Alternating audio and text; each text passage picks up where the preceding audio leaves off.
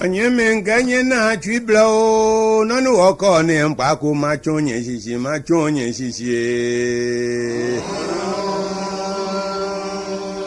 nye bana yo adasu efu awoloko ko kwe Matthew ichono ni jiete akewo se jole baba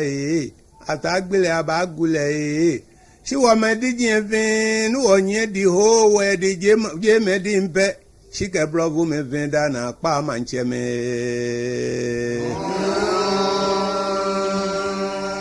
si Christian fu en ya ka tagbele abapale si ne me woju ne ma emu shika te jin aka apa manche apa gbele mo ma ba ka te sin apa manche pa gbele ma ba ka te sin apa manche pa gbele lu ma ba ka te sin apa manche pa gbele ma ba ka te sin apa manche da lu mo ni ma ba ka te sin apa manche pa gbele ma ba ka te sin apa manche agbe wo na gba ma ba ka te sin apa manche pa gbele ma ba ka te sin apa manche je no mi ni ma ba ka te sin apa manche pa Mabaka tisina pamanje kweyo ayili mabaka tisi pamanje pamele mabaka tisina pamanje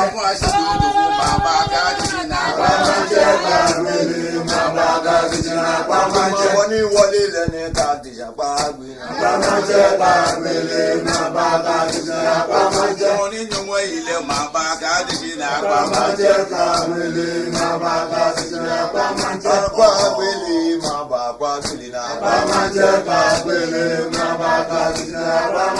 Bagbele mabaka teje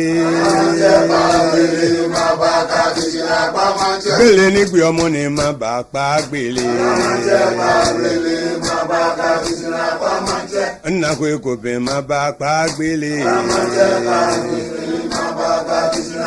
Dana kapa manje mabaka gbele Sana jenje shi mabaka gbele